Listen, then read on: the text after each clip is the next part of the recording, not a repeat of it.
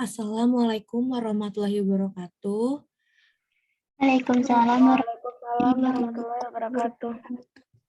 Perkenalkan, nama saya Kuniza Yasmina Hafiz dari Prodi Gizi UHAMKA semester 5, kelas 5A dalam kelas konsultasi pendidikan gizi.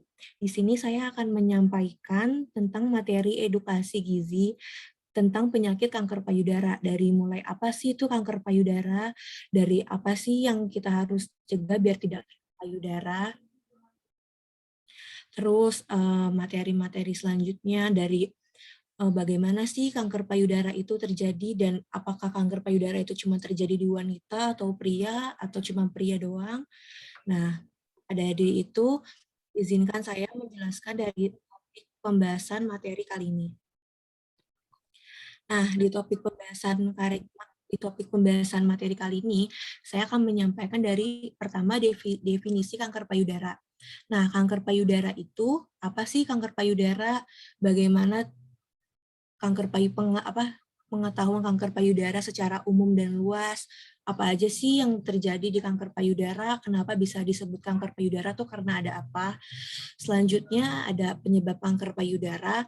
Nah, apa sih yang membuat kanker payudara itu tuh tumbuh di payudara wanita atau payudara pria itu sendiri. Lalu selanjutnya yang ketiga, ada tanda dan gejala dari kanker payudara. Apa aja sih tanda-tanda dari pengidap kanker payudara, gejala apa aja yang kita sudah terima jika kita terkena kanker payudara. Lalu yang keempat itu ada faktor risiko dari kanker payudara. Itu tuh berisi risiko apa aja sih yang diidap dari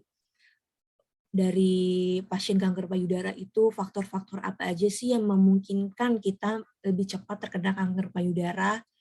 Lalu yang kelima ada ciri-ciri kanker payudara. Jadi bagaimana payudara kita berubah menjadi berbeda kan daripada payudara normal sebelumnya. Apa aja sih payudara yang terkena kanker itu tuh bedanya apa aja sama payudara normal. Lalu yang terakhir yang akan saya jelaskan ada pencegahan dari kanker payudara. Bagaimana kita sebagai wanita khususnya mencegah kanker payudara itu sendiri agar tidak tumbuh lama di tubuh kita dan menjalar ke sel-sel lain. Selanjutnya ada definisi kanker payudara. Nah, definisi kanker payudara itu sebenarnya apa aja sih secara rinci? Nah, saya coba jelaskan menurutnya kanker payudara itu adalah tumor ganas yang terbentuk di jaringan payudara. Jadi di dalam payudara itu sendiri ada suatu tumor yang menyebabkan penyebab kanker payudara itu adalah awal mula dari kanker payudara itu sendiri. Nah, tumor ganasnya itulah yang menyebabkan di payudara kita menjadi membesar, tapi membesarnya dalam artian membesar bukan secara sehat gitu ya, secara ada penyakit jahat tumor itulah yang menyebabkan itu menjadi pembesar. Nah, tumor itu tuh bisa berkembang ke jaringan sekitar payudara dan menyebar pada bagian tubuh lainnya. Nah, jika kita terkena kanker maupun kanker itu kanker apa aja, di sini saya contohkan kanker payudara. Kanker payudara itu yang tumbuh di dalam payudara kita, sel kanker itu bisa menyeluruh kepada seluruh jaringan tubuh kita. Jadi kalau orang terkena kanker payudara, itu tuh bisa menimbulkan komplikasi ke penyakit lainnya.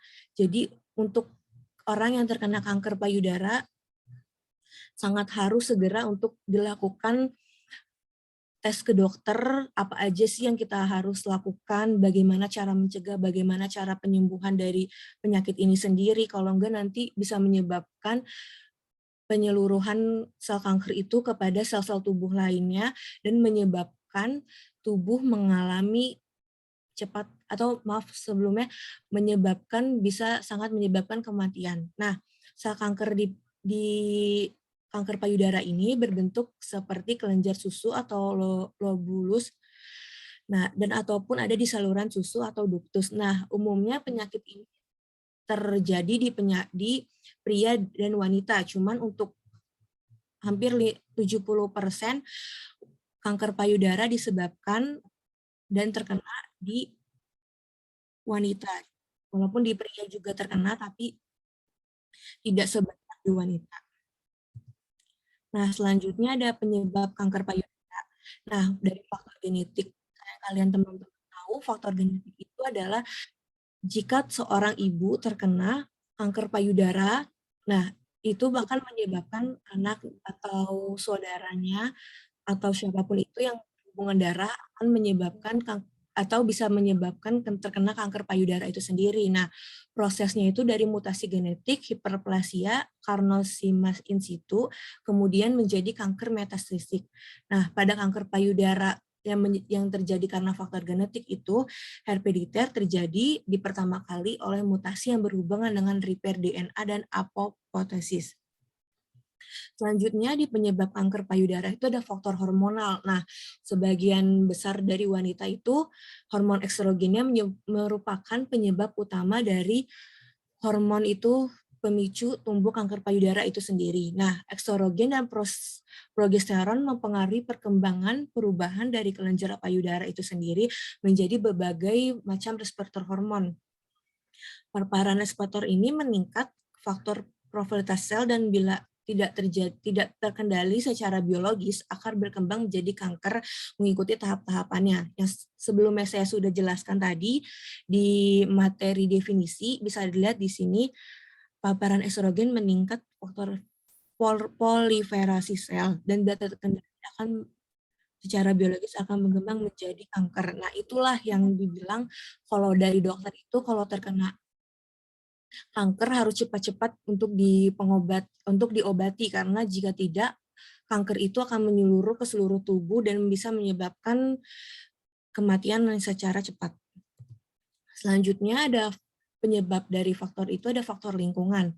Nah, faktor lingkungan itu seperti apa sih yang menyebabkan kanker payudara? Nah, penyebabnya itu seperti adanya dari bahan kimia organoklorin, dari lapangan elektromagnetik, dari perempuan yang merokok aktif, dan pasif, serta penggunaan implan silikon. Jadi bisa kita lihat ya teman-teman, implan silikon itu kan suka terjadi pada wanita yang ingin mengoperasi payudaranya bisa menjadi lebih besar. Nah, di payudara yang lebih besar itu kan yang kita tahu kita perempuan bisa menggunakan implan silikon. Nah, di implan silikon ini saat mengoperasi akan menjadi lebih besar itu juga menjadi risiko terjadinya kanker payudara itu sendiri. Jadi untuk teman-teman yang ingin mengoperasi pembesar payudara harus hati-hati dulu, harus tanya ke dokter khusus spesialis kanker biar tidak terjadi kanker payudara karena implan silikon itu terbukti menjadi salah satu faktor lingkungan dari terjadinya kanker payudara itu sendiri. Selanjutnya ada tanda dan gejala kanker payudara. Nah, tanda dan gejala itu sebenarnya ada 3, di slide selanjutnya akan dijelaskan. Nah, yang pertama itu ada fase awal. Nah, fase awal ini nih berarti awal mula kita terkena kanker payudara. Nah, bisa di sini ada benjolan dan penebalan pada payudara. Kanker pada fase ini biasanya tidak menimbulkan keluhan. Jadi kalau teman-teman sudah terkena, maksudnya sudah ada gejala payudaranya membesar atau benjolan, itu tuh bisa aja terkena kanker payudara, tapi dalam fase awal, jadi tidak menimbulkan penyakit atau sakit seperti yang lain, tapi itu bisa aja menjurus kepada kanker payudara. Bisa teman-teman lihat ya di sini ada gambarnya. Lalu ini fase yang lebih lanjut dari gejala kanker payudara, yaitu bentuk dan ukuran payudara berbeda dari sebelumnya. Jadi kalau misalkan teman-teman merasakan payudaranya berubah sangat drastis, itu perlu dicurigai ya. Bisa langsung tanyakan ke dokter apa aja sih yang kenapa bisa langsung berubah. Apakah itu kanker payudara atau yang lainnya. Lalu ada luka pada payudara yang sudah lama tidak sembuh walau sudah diobati.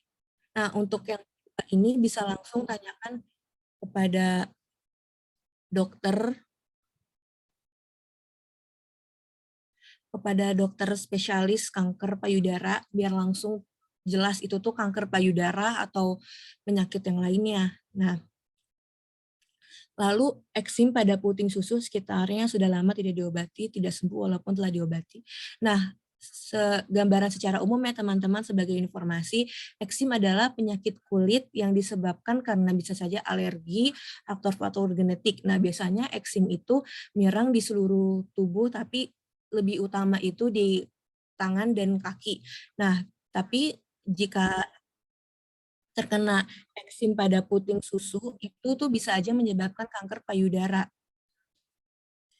Nah, jika itu segera langsung tindak lanjutin ke dokter. Nah, biasanya eksim itu berwarna merah, merah dan gatal. Nah, jika dibiarkan lama-kelamaan itu warnanya berubah menjadi kehitaman. Selanjutnya ada puting sakit, keluar darah, nanah, atau cairan encer dari puting atau keluar air susu pada wanita yang sedang hamil atau tidak menyusui. Nah, untuk biasanya kan yang menyusui itu kan cuma bisa dilakukan oleh ibu hamil. Tapi dari kita yang belum hamil, yang belum menyusui tapi sudah mengeluarkan air susu itu perlu dicek sekali ke dokter apakah itu langsung benar tanda fase lanjut dari itu dari kanker payudara itu sendiri atau bukan. Selanjutnya puting susu tertarik ke dalam. Bisa dilihat ya teman-teman, puting susunya itu agak mengendur gitu jadi enggak gimana ya? Jadi enggak tegak gitu teman-teman. Nah, kulit payudara yang terakhir kulit payudara seperti kulit jeruk atau peach the orange. Jadi kulitnya ini, bisa lihat teman-teman, maaf ya kalau gambarnya kecil, ini kulit payudaranya itu seperti kasaran di kulit jeruk yang kasar-kasar seperti itu.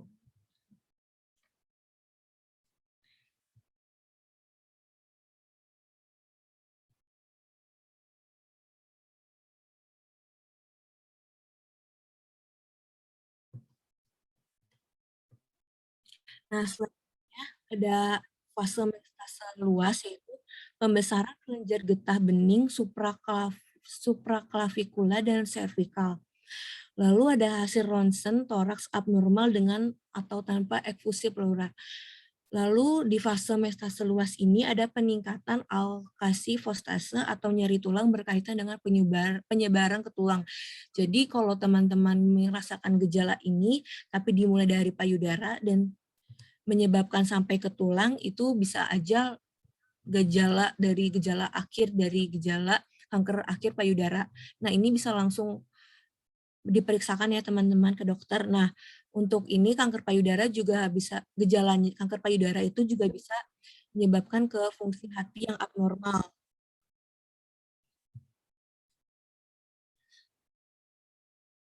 Lalu selanjutnya ada faktor risiko kanker payudara. Nah, beberapa faktor risiko yang menyebabkan seseorang mengidap kanker payudara, nomor satu, konsumsi makanan berlemak dan berprotein tinggi, dan sedikit mengkonsumsi serat itu adalah salah satu faktor risiko seorang menyebabkan kanker payudara. Nah, salah satu contoh makanan berlemak itu bisa kalian temui di makanan junk food seperti kayak McD, KFC, atau makanan-makanan yang mengandung tinggi lemak. Terus ada kalau makanan berprotein tinggi seperti telur goreng, telur mata sapi itu adalah salah satu termasuknya. Dan sedikit mengkonsumsi serat, kalian kurang mengkonsumsi buah-buah yang mengandung serat. Nah, buah-buah yang mengandung serat itu bisa di pepaya, semangka, alpukat. Nah, terus faktor genetik yang sudah saya sampaikan tadi, faktor genetik ini berarti keturunan ya teman-teman dari keluarga teman-teman itu sendiri. Jadi jika teman-teman terkena atau seseorang terkena kanker payudara, salah satunya itu adalah faktor genetik. Itu adalah faktor yang tidak bisa dihilangkan karena sudah dari genetiknya seperti itu dari hormonnya. Nah, wanita yang menopause setelah umur 50 tahun. Untuk yang belum tahu, menopause adalah pemberhentian menstruasi setelah umur 50 tahun. Jadi setelah umur 50 tahun itu wanita cenderung terkena kanker payudara. Nah, lalu adalah yang keempat ada wanita yang melahirkan setelah umur 35 tahun. Nah, untuk umur melahirkan 35 tahun itu kan secara umum itu adalah umur sudah tua ya teman-teman untuk melahirkan di usia seperti itu. Jadi itu akan menimbulkan beberapa faktor risiko terkena kanker payudara itu sendiri. Lalu yang kelima, wanita yang terlalu banyak mengkonsumsi alkohol. Jadi teman-teman jika minumnya terlalu banyak, minum alkohol, minuman keras itu perlu diwaspadai karena itu akan meresiko terkena kanker payudara. Nah, yang terakhir itu ada wanita yang tidak pernah menyusui anak, walaupun wanita diibaratkan sebagai ibu, wanita kan kadang juga ada yang terkena mandul atau keluhan sebagainya yang tidak bisa menyusui anak gitu. Jadi ASINya tidak pernah keluar. Nah, itu bisa aja masuk, bisa aja terjadi terkena kanker payudara.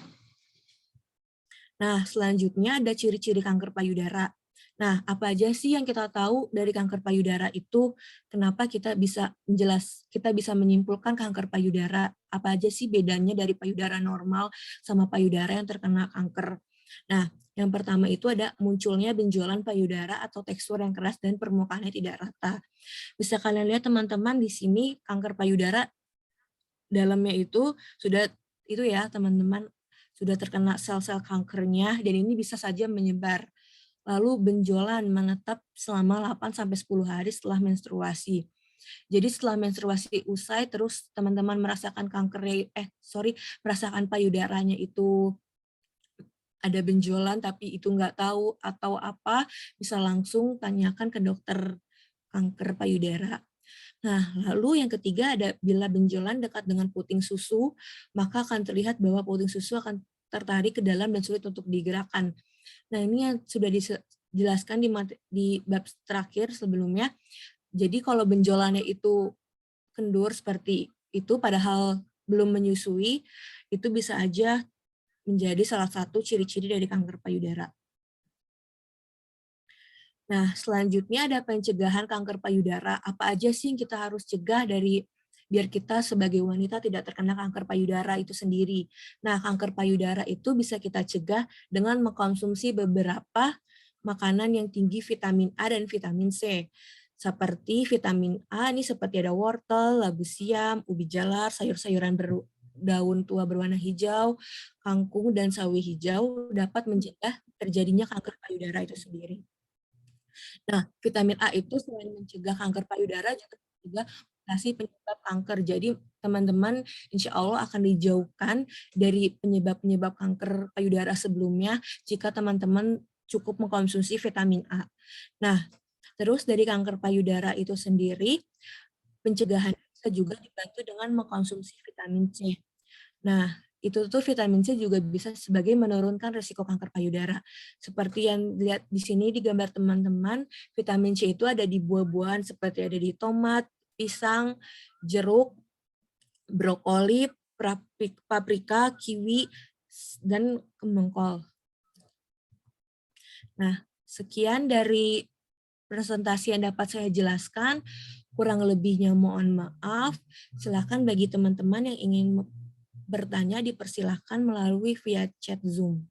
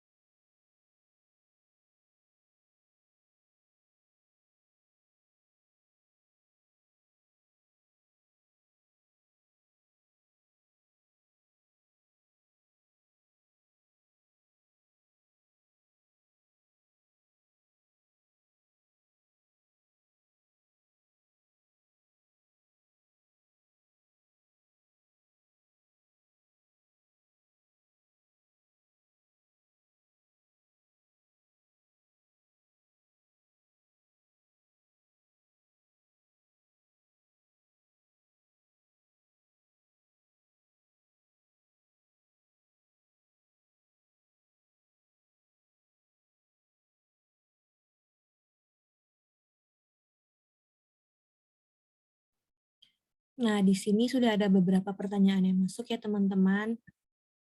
Pertama, dari Atikah Rahayu. Bagaimana cara pasien terdiagnosis kanker payudara? Nah, untuk pertanyaan yang ini, saya sebagai calon ahli gizi, ini akan merekomendasikan kepada Kak Atika untuk bisa langsung sebenarnya bertanya kepada dokter, karena itu akan langsung dijelaskan mendetail oleh pada dokter. Cuman yang bisa saya dapat sampaikan, jika kita ingin mengetahui secara umum lah apa sih terdiagnosis kanker payudara itu. Nah, terdiagnosis kanker payudara itu, dokternya akan melakukan wawancara kepada kakaknya sendiri. Jadi apa aja yang dirasakan oleh Kak Atika, apakah ada perubahan yang signifikan seperti yang saya sebutkan tadi. Terus pemeriksaan langsung fisik terhadap payudara dari Kak Atika sendiri, apakah merasakan sakit atau merasakan ngilu di berbagai kanker payudara tertentu di badan payudara itu, atau di putingnya atau di mananya, itu akan dijelaskan secara singkat oleh dokter. Seperti itu gambaran umumnya. Kak Atika, apa sudah jelas?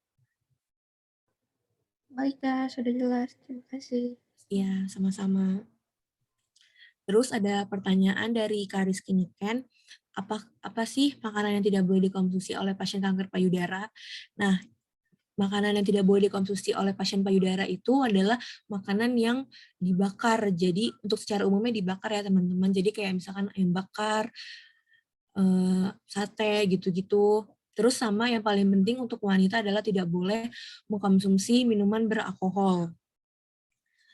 Dan menghindari jenis makanan yang padat kalori seperti gorengan, keripik, es krim, kue-kue, pokoknya yang tinggi kalori. Itu bisa teman cek-cek ya, kalori beberapa makanan itu. Nah, untuk yang lebih jelas kalau yang makanan ini bisa langsung tanya ke ahli gizi rumah sakit, apakah ini sudah benar kalorinya atau tidak. Yang penting agar tidak terkena kanker payudara. Nah, terus selain dibakar, makanan dari kanker payudara itu yang tidak boleh dikonsumsi, yaitu adalah makanan yang di proses pemasakannya diasap, seperti daging asap, ikan asap, seperti itu. Apa sudah jelas, Kak Rizky? Baik, terima kasih Kak Queen atas penjelasannya sudah jelas. Ya, sama-sama. Selanjutnya ada pertanyaan dari Siti Nurmala. Apa saja sih alat yang digunakan untuk mendiagnosis kanker payudara? Nah, yang saya cari tahu ya, alat diagnosis untuk diagnosis kanker payudara itu pertama ada magnofan atau foto payudara. Nah, jadi itu di foto itu payudara teman-teman akan dilihat ataukah ada kelainan, ataukah ada kekurangan dari payudara normal, ataukah ada payudara yang harus diperiksa lebih detail. Terus yang kedua ada biopsi atau dengan pengambilan sampel jaringan. Nah, jadi misalkan kalau di payudara kakak itu terkena ada benjolan, nah itu benjolannya akan diambil lalu diperiksa oleh dokter. Nah, dari benjolan yang berasal dari payudara itu sendiri akan diperiksa di lab apakah ini benar sel kanker. Nah, biasanya kalau sel kanker itu akan menyebar, itu kan masih awal ya. Jadi nanti diambil sama dokternya itu yang karena masih kecil langsung diambil. Nah, kemungkinan kalau itu benar-benar sel kanker, itu akan membesar dan menyeluruh ke seluruh tubuh. Nah, selanjutnya ada computerized tomography atau CT scan. Nah, untuk ini, CT scan ini tuh bekerja untuk melakukan penyebaran di mana sel tumor kanker itu berada. Jadi misalkan kalau kankernya masih ada di payudara itu sendiri, kan awal mulai di payudara. Jadi kalau misalkan masih di payudara, mungkin itu masih di fase-fase awal atau masih di stadium 1. Nah, cuman kalau kankernya itu sudah menyeluruh, seperti yang saya sering sebutkan, itu bisa saja sudah terdiagnosis ke stadium 3 atau 4. Nah, itu bisa itu lebih tahap ke dokter sih. Jadi saya tidak bisa menyimpulkan secara panjang, takutnya belum benar. Jadi seperti itu aja. Nah, untuk Kak Siti seperti itu, apa sudah jelas? Baik, sudah jelas, Kak Queen. Terima kasih atas penjelasannya. Ya, sama-sama.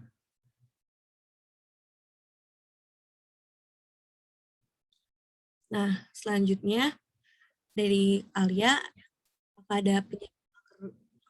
apakah ada risiko lain yang meningkatkan cepat terkena kanker payudara? Ya, itu tuh ada. Nah, risikonya itu terkena kanker payudara seperti menopause lambat. Jadi, misalkan umur normal menopause itu umur 45 atau 49 gitu. Nah, misalkan di umur 50 sampai 60 tahun mereka belum terkena menopause, itu bisa menjadi salah satu penyebab kanker payudara.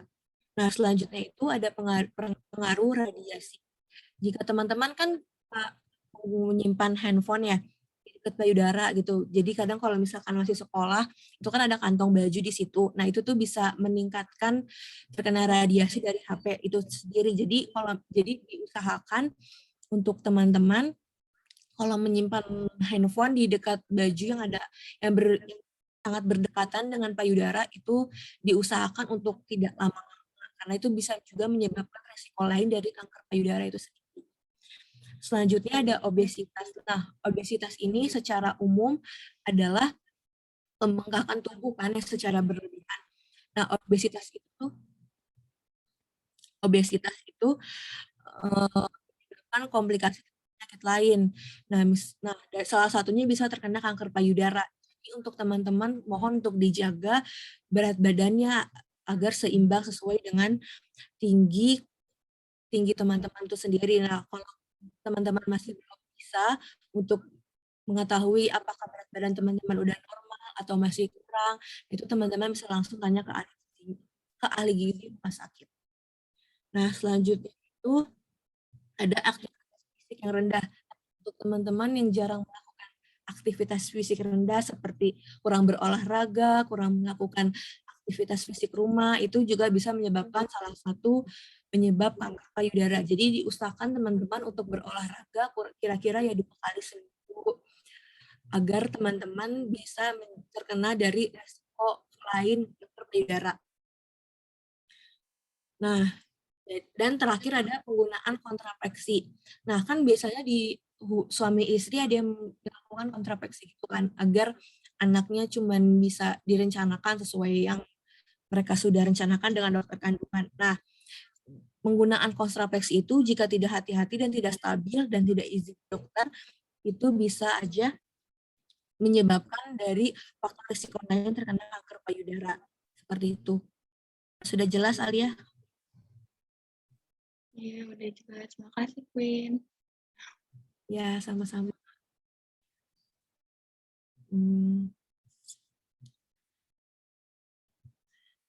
Selanjutnya ada pertanyaan dari Karika, bagaimana cara pengobatan kanker payudara?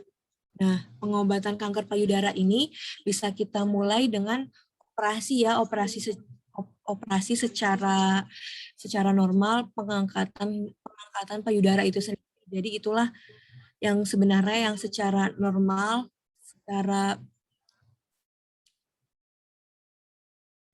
secara normal itu adalah tahap awal jika ingin langsung sembuh dari kanker payudara. Cuman kan kadang wanita itu kan identik dengan payudara kan.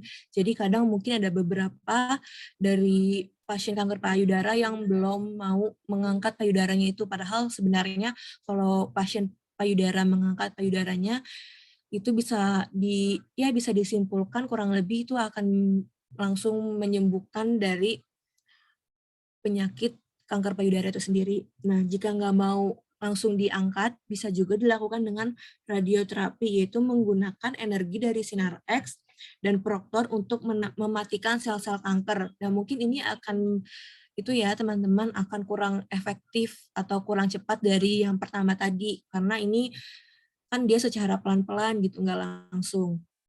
Nah lalu ada kemoterapi. Nah, biasanya orang kena kanker itu kan identik dengan kemoterapi. Nah, kemoterapi itu hampir dilakukan oleh seluruh penyakit yang berhubungan dengan kanker. Nah, bisa juga dengan kanker payudara ini. Nah, dari kanker payudara ini, kemoterapi itu bisa menggunakan obat-obat tertentu dari dokter. Nah, itu juga bisa menimbulkan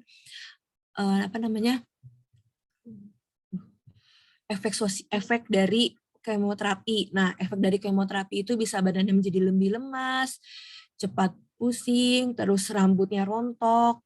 Pokoknya tidak sekuat dengan orang normal ya teman-teman. Apalagi setelah kemoterapi itu bisa dipastikan kondisinya akan lebih cepat drop. Pokoknya benar-benar lemas, lesu, letih. Pokoknya kalau teman-teman ingin kemoterapi ya seperti itu konsekuensinya dengan obat-obat dari dokter. Lalu yang terakhir pengobatan hormon. Nah, hormonnya itu kanker payudara itu sensitif terhadap hormon estrogen atau prosterogen. Jadi mungkin ini akan lebih diketahui ya teman-teman secara rincinya kepada dokter spesialis kanker. Jadi saya cuma bisa menyebutkan hormon apa saja sih yang sensitif terhadap kanker payudara itu. Nah, sekian. Rika, apa sudah paham atau ada yang belum? Alhamdulillah sudah jelas, Kak. Terima kasih, Kak. Ya, terima kasih. Ya, terima kasih kepada teman-teman yang sudah bertanya, yang sudah mengikuti edukasi tentang materi kanker payudara hari ini. Kurang lebihnya mohon dimaafkan jika teman-teman masih ada yang kurang dari pernyataan tersebut atau yang merasa bingung tapi tidak sempat bertanya, boleh bertanya kepada media sosial saya yang lain. Kurang lebihnya mohon maaf. Wassalamualaikum warahmatullahi wabarakatuh.